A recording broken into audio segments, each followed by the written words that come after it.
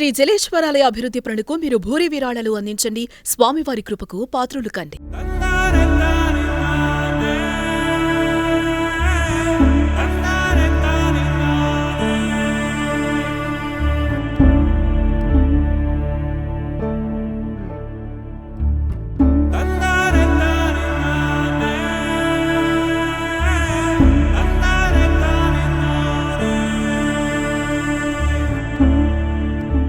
ఏమైందని చెప్పి ఊరికైతే దొరికినా లేదు. అంబులెన్స్ పోతాను, నా కళ్ళ ముందు పోతుంది, నేను అందుకోవాలని చెప్పి దొరికితే నాకు ఇక్కడ ఆశ్చర్యం అయింది. Welcome to Suman TV Warangal. మనం వరంగల్లోని క్యూర్వెల్ ఆసుపత్రిలో ఉన్నాం. వరంగల్లో ఒక ప్రసిద్ధమైన ఆసుపత్రిలో ఇదొకటి. అయితే గత కొద్ది రోజులుగా అది చిన్న హాస్పిటల్ అయినా పెద్ద హాస్పిటల్ అయినా కూడా మొత్తం మీద ఠాగూర్ సినిమాలోని సన్నివేశాలు రిపీట్ అవుతున్నాయి. ఇక్కడ కూడా క్యూర్వెల్ హాస్పిటల్లో ఇదే జరిగింది. దీనికి సంబంధించిన వివరాలు విశేషాలు ఒకసారి చెప్పాల్సి వస్తే, స్థానికంగా అంటే పీసర అత్తగారు, తర్వాత గవిచర్ల ప్రాంతానికి, సంగం మండలం గవిచర్ల ప్రాంతానికి చెందిన ప్రవల్లిక అనే అమ్మాయి, ఇది రెండవ డెలివరీ. ఇంతకుముందు ఒక బాబు ఉన్నాడు, ఒక 6 సంవత్సరాల బాబు. ఇప్పుడు రెండవ డెలివరీ కోసం ఈ ఆసుపత్రిని రెగ్యులర్గా వాళ్ళు తల్లిదండ్రులు కాంటాక్ట్ చేస్తున్నారు. రెండవ డెలివరీకి సంబంధించి కూడా 2 రోజుల క్రితం ఆదివారం సాయంత్రం ఈ ఆసుపత్రిలో చేర్చారు. చేర్చిన తర్వాత కూడా హాస్పిటల్ నుంచి కూడా డాక్టర్ హేమ ఇక్కడ ఎవరు కూడా పెద్దగా సమాచారం, సరైన ఇన్ఫర్మేషన్ లేదు. చేరిన తర్వాత డెలివరీ కోసం తీసుకెళ్లారు. బాగానే అయిందని చెప్పారు. పాప పుట్టిందని కూడా సంతోషంగా చెప్పిన తర్వాత ఆ పరవశంలో ఉన్న అమ్మాయి కొద్దిసేపు అయిన తర్వాత ప్రవళిక పరిస్థితి విషమించింది. బాగా బ్లీడింగ్ అవుతుందన్న కారణంతో రక్తం తీసుకురావాల్సిందిగా అప్పుడు రక్తం అందుబాటులో లేకపోవడం, హాస్పిటల్లో సమీప ప్రాంతంలోని ఏదైతే బ్లడ్ బ్యాంకులు ఉన్నాయో అక్కడ కూడా రక్తం అందుబాటులో లేకపోవడం, కొన్ని గంటల పాటు ఎవరైతే ప్రవళిక భర్త, ప్రవళిక తమ్ముడు, ఈ ఇద్దరు కూడా చాలాసేపు రక్తం కోసం తిరిగారు. కొద్దిసేపు అయిన తర్వాత మళ్ళీ రక్తం అందించారు. చిన్న చిన్న టెక్నికల్ కారణాలతోని, శరీర సాంకేతిక కారణాలతోని ఇబ్బంది పెట్టారు. అప్పటికే అమ్మాయి చనిపోయిందని బంధువులు భావిస్తున్నారు, కానీ బాగానే ఉన్నదని వాళ్ళు నమ్మించారని వీళ్ళు ఆరోపిస్తున్నారు. అక్కడి నుంచి ఇక్కడ విశేషం ట్విస్ట్ ఏమిటంటే, ఏదైతే క్యూర్వెల్ హాస్పిటల్ ఉన్నదో, క్యూర్వెల్ ఆసుపత్రి డాక్టర్ హేమ కావచ్చు, ఆసుపత్రి యాజమాన్యం కావచ్చు, బంధువులకు ఏమీ చెప్పలేదు. కేవలం సినిమాల్లాగా హడావిడి చేయడం, తర్వాత ఇంకా కొన్ని పైసలు కట్టించడం, తర్వాత రక్తాన్ని తెప్పించడం ఇక్కడి వరకు జరిగింది. చివరకు నిన్న రాత్రి అంటే సోమవారం రాత్రి మళ్ళీ హుటాహుటిన ఎవరైతే పేషెంట్ ఆపదలో ఉంటే బంధువులకు తప్పనిసరిగా ఇన్ఫర్మేషన్ ఇస్తారు, లేదా బంధువులను తోడుకొని వేరే హాస్పిటల్కి వెళ్తారు. కానీ ఇక్కడ మాత్రం విశేషం ఏంటంటే, బంధువులు ఎవరికి చెప్పలేదు, బంధువులను ఎవరిని వెంట పంపించలేదు. క్యూర్వెల్ ఆసుపత్రి యాజమాన్యం మాత్రమే అంబులెన్స్ను సిద్ధం చేసి స్థానికంగా హనుమకొండలో ఉన్న ఏకశిల మ్యాక్స్ కేర్ హాస్పిటల్కి తరలించారు. అప్పటికే బంధువుల ఆరోపణ ఏంటంటే, మాకేమి ఇన్ఫర్మేషన్ ఎందుకు చెప్పలేదు, ఎలాంటి సమాచారం ఎందుకు ఇవ్వలేదు, సమాచారం ఇచ్చిన తర్వాత కూడా అసలు అక్కడికి ఆమె విగతజీవిగా ఉంది కానీ మాకు చెప్పకుండా తరలించారు, ఇదంతా కూడా ఒక సినిమాల్లాగా నాటకం ఆడారని మ్యాక్స్ కేర్ వెళ్ళిన తర్వాత అక్కడి వైద్యులు అప్పటికే దాదాపుగా చనిపోయినట్లుగా ధృవీకరించారు. దీంతో మళ్ళీ పోస్ట్ మార్టానికి ప్రవళిక మృతదేహాన్ని పంపించారు. పుట్టిన పాప మాత్రం ఇప్పుడు క్యూర్వెల్ ఆసుపత్రిలోనే ఉంది, అంటే క్యూర్గా ఉంది. కానీ ఇటువంటి పరిస్థితులలో ఇంకా మరో విశేషం ఏమిటంటే, ఆ అబ్బాయి తమ్ముడు ఎవరైతే ఉంటారో ఆయన మెడికల్ రిప్రజెంటేటివ్గా పనిచేస్తున్నారు, హైదరాబాద్ నుంచి వచ్చారు. ఇదంతా హడావిడి చూసి ఆయనకి ఏమీ అర్థం కాకుండా అకస్మాత్తుగా పరిగెత్తుకొని వస్తే మెట్ల మించి దూకి కింద పడడం జరిగింది. అతని కాలు ఫ్రాక్చర్ అయింది. దాదాపు 2 నెలల విశ్రాంతి తీసుకోవాల్సిన పరిస్థితి.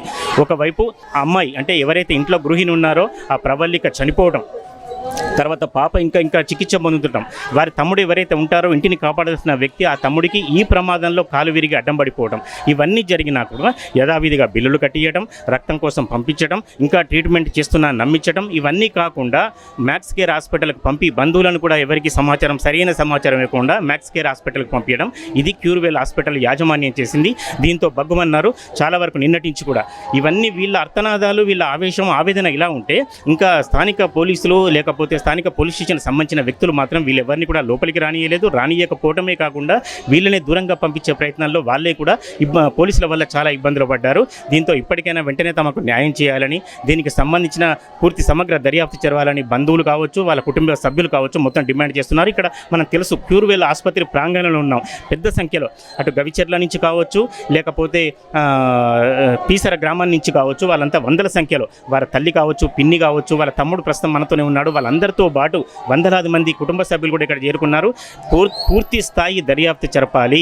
అసలు ఎందుకు బ్లీడింగ్ అయింది, బ్లీడింగ్ అయిన విషయాలు మాకెందుకు చెప్పలేదు, దాదాపు 2 గంటలు చికిత్స చేస్తున్నామని ఎందుకు నమ్మించారు, నమ్మించినప్పుడు ఏం జరుగుతుందనేది పేషెంట్ ఎప్పుడైతే ఆరోగ్య పరిస్థితి మాకు చెప్పాలి, కానీ అటువంటి ఏం చెప్పలేదు. ఇవన్నీ అయిపోయిన తర్వాత మ్యాక్స్ కేర్ హాస్పిటల్ తరలించినప్పుడు ఏం జరుగుతుంది, తరలించిన తర్వాత కూడా మా బంధువులకు ఎందుకు చెప్పలేదు, బంధువులను వారి వెంట ఎందుకు పంపించలేదు అని వాళ్ళు ప్రధానంగా ఆరోపిస్తున్నారు. మరి ఈ ఆరోపణలకు పూర్తి స్థాయిలో క్యూర్వెల్ హాస్పిటల్ యాజమాన్యం జవాబు చెప్పాల్సిన అవసరం ఉంది. మీకు తెలిసింది ఏం జరిగిందో చెప్పండి. పాప పేరు చెప్పండి. నా బిడ్డ పేరు పరవళిక. నా బిడ్డను రేపు 10వ తారీఖు తీసుకురాలి ఆపరేషన్ చేస్తా అన్నది. ఈ హాస్పిటల్నే 10వ తారీఖు దాటద్దు పేగు మెడకేసుకొని ఉన్నది.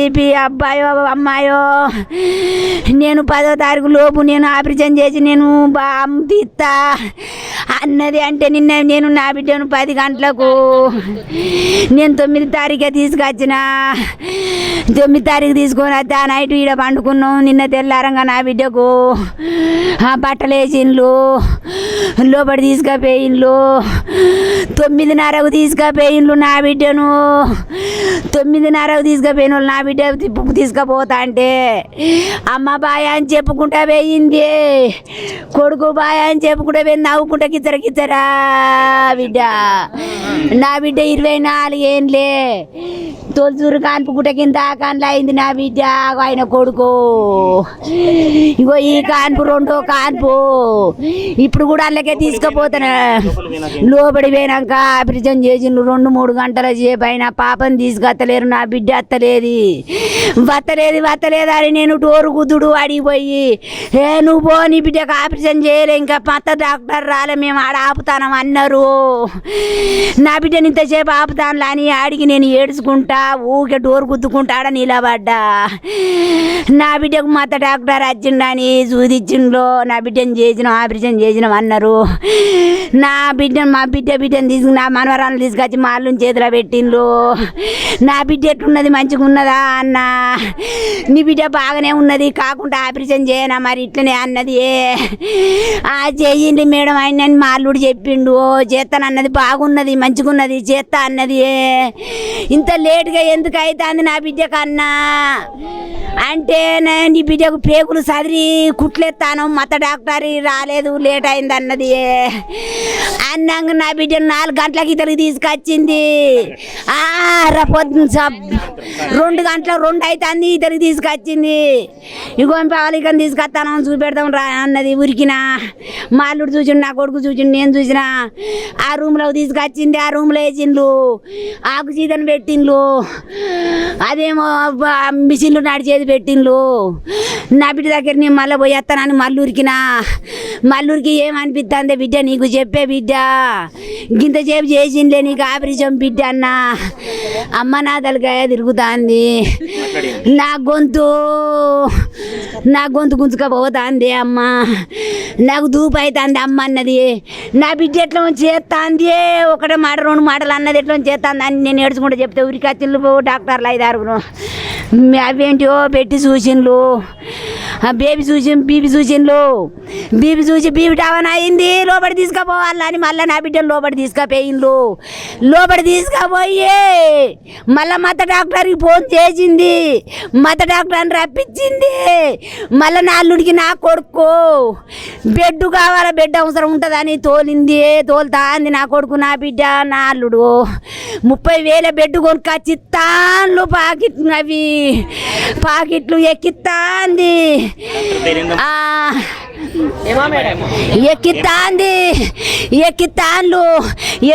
నా బిడ్డకు పోతాంది అని చెప్తాంది బెడ్డు. నా బిడ్డకి ఎందుకు బెడ్డు పోతాంది అని నేను అడిగితే నీ బిడ్డకు బాగా బెడ్డు పోతుంది మేము ఎంత ప్రయత్నం చేసినా ఆగుతలేదు బెడ్డు ఇంకా దేపో రాజు అని నా అల్లునికి ఫోన్లు చేసుడు. ఒకటే ఫోన్లు చేసి నా అల్లుడు నా కొడుకురికి పోయి తెచ్చుడు.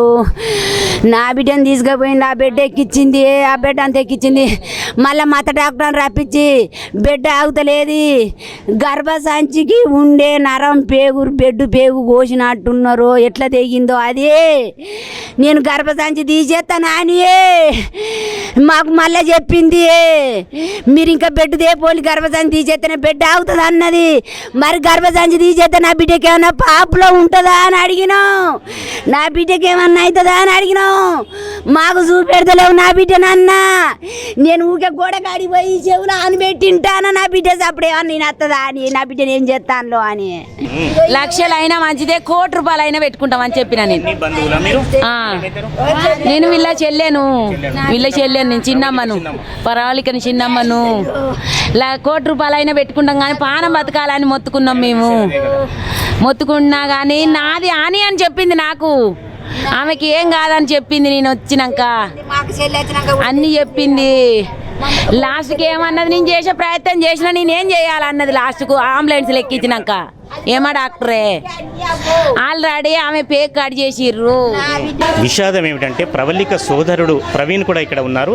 అక్క మరణాన్ని అంటే అక్క జరిగిన సంఘటనను జీర్ణించుకోలేక ఆయన బంగ్లా నుంచి దూకడం కానీ హడావిడిలో చాలా ఇబ్బంది పడడం జరిగింది. మనం ప్రత్యక్షంగా చూడొచ్చు. కాలు కట్టితో ఉన్న ప్రవీణ్ ఈ బాధను ఈ వేదనను కూడా ఎవరు తీర్చలేని పరిస్థితి. వాళ్ళ బంధువులంతా కూడా ఇక్కడే ఉన్నారు. ఒకసారి ప్రవీణ్ మాటల్లోనే అసలు ఏం జరిగింది అనేది ఆయన అడిగి తెలుసుకున్నాం. మొన్న 8 గంటలకి హాస్పిటల్కి తీసుకొని వచ్చిండ్రు. ఆదివారం రోజు అమ్మ నాన్న ఇద్దరు కలిసి తీసుకొని వచ్చి అడ్మిట్ చేసిండంట. ఆదివారం అదే రోజు నేను హైదరాబాద్లో ఉంటాను. మెడికల్ రిప్రజెంటేటివ్ చేస్తాను. నేను మెడికల్ రిప్రజెంటేటివ్ చేస్తాను. దానికి అడ్మిట్ చేసిరని తెలియగానే నేను హైదరాబాద్ నుంచి రాత్రి వచ్చి ఇక్కడ నేను వచ్చినప్పుడు కూడా అక్క మెలకువతోటే ఉంది. తమ్ముడు వచ్చిండు అమ్మ అని చెప్పింది అమ్మతోటి. అమ్మ లేచింది, నేను చూసి పెద్దక్క కూడా చనిపోయింది. తమ్ముడు వచ్చిండని చెప్పింది. వచ్చిన అమ్మ టెన్షన్ పడకూడదు అని చెప్పిన. కింద కూకున్నా, రాత్రి మొత్తం పడుకోలేక అట్లనే కిందనే కూర్చున్నాం. బాపు నేను అందరూ ఎవరు పడుకోలే. ఆమె మోషన్స్ అయితేనే మోషన్ టాబ్లెట్లు వేసి వెళ్ళని చెప్పింది. మోషన్ టాబ్లెట్లు అవుతున్నాయి, మోషన్ వెళ్ళాలి, అందుకే పడుకోవట్లేమని చెప్పింది. సరే అక్క జాగ్రత్త అని మేము కిందనే ఊకుంటామని చెప్పినాం. తర్వాతకి పడుకొని మొత్తం తెల్లారిన తర్వాతకి పొద్దున 8 గంటలకు ఇప్పుడు తీసుకువెళ్తాం, మేము ఆపరేషన్ చేస్తాం అది అని చెప్పిండ్రు. సరే మేడం ఆపరేషన్ చేస్తా అంటున్నారు కదా, మేడం వస్తే చేయండి మేడం అని మేము చెప్పినాం. అప్పటి వరకు ఇంకా మా బావ కూడా రాలేదు. తీసుకువెళ్ళిన తర్వాతకి డ్రెస్సింగ్ చేంజ్ చేసి బావ వచ్చినాక ఇట్లా చెప్పేసిండ్రు హాస్పిటల్ ఇట్లా మేము తీసుకువెళ్తున్నామని చెప్పి ఇట్లా చెప్పిండ్రు. ఆయనకి ఇన్ఫామ్ చేసిన తర్వాతకి సరే అని చెప్పి మేము అక్కడే కూర్చున్నాక 10 గంటలకు డెలివరీ అయింది. డెలివరీ అయినాక 10:40కి పాపని బయటికి పంపించారు. 10:50కి అక్క కూడా వచ్చింది. 11 గంటలకు అక్క కూడా మళ్ళీ వేరే వాడికి షిఫ్ట్ చేస్తుంటే వచ్చింది. పాపని ముద్దాడుకుంది. నా పాప నాకు ఆడపిల్ల పుట్టిందని మురిచిపోయింది, సంబరపడ్డది. ఫోటో కూడా తీసినాం, మా బాబు ఫోన్లో ఉంటుంది. బయటికి తీసుకొచ్చినాక ఫోటో కూడా తీసుకున్నాం. అక్క మంచి అప్పటి వరకు కూడా తను యాక్టివ్ ఉంది. పాప పుట్టినాక కూడా అక్క యాక్టివ్ ఉంది, మాట్లాడింది, పాపను ముద్దాడుకున్నది. తర్వాతకి కుట్లేయాలి అవి ఇవి అని చెప్పి సంతోషం అనిపించింది. కుట్లేయాలని చెప్పి తీసుకొని పోయినాక మళ్ళీ ఒక అర్ధ గంటకి మళ్ళీ బయటికి వచ్చి పోయినసారి ఫస్ట్ డెలివరీ సీకేఎంలో చేసుకున్నారు మీరు, దానివల్ల వాళ్ళు తప్పుడుగా సీజరింగ్ చేసారు. 2020లో ముచ్చడం వాళ్ళు ప్రస్తావన మాట్లాడి మేము అదే అడిగినాం. అప్పటిది ఎందుకు ఇప్పటి వరకు ఉంటుంది? అప్పటి నుంచి ఇప్పటి వరకు తన ఆరోగ్య లెవెల్స్ కూడా ఏం పడిపోలే కదా. అంత పాపను మోసినప్పుడు కూడా ఆమె ఎలాంటి ఇబ్బంది వల్లే కదా. అట్లెందుకు చెప్తారు మీరు అంటే, మాకు అడిషనల్ ఛార్జెస్ కావాలి, మీకు ప్రాణం కావాలా, మీరు ఎందుకు అడుగుతారని చెప్పి రివర్స్ క్వశ్చన్ ఇచ్చారు. సార్ అయినా మంచిది, ఎంత ఖర్చు అయినా మంచిదే, మేము పెట్టుకుంటామని చెప్పి ఆడ ఫీజు కట్టి సీజరింగ్ చేయమని చెప్పినాం. చెప్పినాక మళ్ళీ ఒక 1 అవర్ 2 అవర్స్కి మళ్ళీ బయటికి వచ్చి మాకు అర్జెంట్ బ్లడ్ కావాలి, ఎమర్జెన్సీ అని అంటారు. ఎమర్జెన్సీ ఎందుకు సార్, ఇప్పుడే బాగుందని చెప్పారు, ఇప్పుడే సీజరింగ్ కంప్లీట్ చేసిన అని చెప్పారు. ఇంతకుముందు మాతో మాట్లాడింది కదా అని చెప్పిన. బ్లడ్ కావాలంటే ఇక్కడ డొనేషన్లకి తిరిగినాం. అక్కడ ఇవన్నీ డొనేషన్లకు తిరిగినాం మా బావ నేను. ఆ డొనేషన్ వాళ్ళు ఇచ్చేవాళ్ళు పర్సన్ ఇస్తే పర్సన్ని ఆల్టర్నేట్ తీసుకొని ఇస్తా అన్నారు. పర్సన్స్ తీసుకొని వస్తే మా దగ్గర బ్లడ్ లేదని చెప్పిండ్రు. మా దగ్గర బ్లడ్ లేదని చెప్పారు. చాలా అక్కడ రెడ్ వేల్ ఉన్నది చూడు, అక్కడికి పోయినాం, ఇక్కడ పోయినాం, కాకతీయ పోయినాం, ఎక్కడ పోయినా బ్లడ్ దొరకలేదు. పర్సన్స్ తీసుకొచ్చినా కూడా బ్లడ్ లేదన్నారు. అదే హాస్పిటల్ వాళ్ళు వచ్చి బ్లడ్ కావాలంటే మళ్ళీ బ్లడ్ ప్యాకెట్స్ ఇచ్చి పైసలు పెడితే ఆ పైసలు పెట్టుకొని బ్లడ్ ప్యాకెట్లు పట్టుకొని వచ్చి పైసలు పోయినా మంచిగా ప్రాణం కావాలని చెప్పి ఆయన కూడా పైసలు ఖర్చు అవుతాయని అని భయపడలేదు. అయినా మంచిగా మేము పెట్టుకుంటాం, మేము చేసుకుంటాం అని చెప్పి అక్కడి నుంచి ఇక్కడ బ్లడ్ ప్యాకెట్ పట్టుకొని ఉరికొచ్చినాం బావా. నేను రోడ్ల పొడి తిరుక్కుంటూ వచ్చి బ్లడ్ ప్యాకెట్లు ఇచ్చినాం. లాస్ట్ మూమెంట్లో 2 బ్లడ్ ప్యాకెట్లు ఇచ్చినాక ఇప్పుడు ఓకే ఇంకేం బ్లడ్ వద్దు, బాగానే ఉంటుంది కండిషన్ ఓకే అయిందని చెప్పిండ్రు. అమ్మ మంచిగానే ఉన్నదని చెప్పిండ్రు కదా అని చెప్పి బ్లడ్ కోసం తిరిగి అలసిపోయినాం కదా అని చెప్పి పోయి ఇట్లా ఒరిగిన అంతే. ఒరిగినాక తర్వాతకి ఆమెను అర్ధగంటనో గంటనో ఉంచిర్రు అంతే. గంటకి బ్లడ్ ఎక్కిచ్చింది తెలియదు, ఏం చేసింది తెలియదు. మాకు ఎవరికి ఇన్ఫార్మ్ చేయకుండా ఆమెను తీసుకొని అంబులెన్స్లో తీసుకువెళ్తున్నారు. అమ్మ వచ్చి నన్ను లేపి అక్కని తీసుకుపోతున్నారు లేరా అక్కని తీసుకుపోతున్నది అంటే అది అవదు. నాకు ఊరికొచ్చి ఇక్కడ పడ్డా, నేను ఊరికొచ్చి ఇక్కడ పడ్డా. నా అక్కని ఎక్కడ తీసుకుపోతాను, దానికి ఏమైంది అప్పటిదాకా ఎవరికి ఏం కాలేదు, మంచిగా ఉన్నాం. నాకు ఏమైంది అని చెప్పి ఊరికొచ్చి దొరికినా. నేను అంబులెన్స్ పోతాను, నా కళ్ళ ముందు పోతుంది, నేను అందుకోవాలని చెప్పి దొరికితే నాకు ఇక్కడ మ్యాచ్ అయింది. అక్కడ కింద పట్టుని కూడా హాస్పిటల్లో లోపల పట్టించుకోలే. ఫోన్లు ఏమన్నా కూడా ఫోన్లు వేయలే, ఫోన్లు వేసుకుంటాం ఎవరికైనా చేసుకొని రప్పించుకుంటా అన్నా కూడా ఫోన్లు వేయలేదు. ఆగా చేసిళ్ళు మమ్మల్ని, మా అక్కడ ఆగా చేసిళ్ళు. యాక్టివ్ ఉన్న అమ్మాయి ప్రాణం మింగిళ్ళు హాస్పిటల్. మెడికల్ ఫీల్డ్ కదా, మీకు ఏమనిపించింది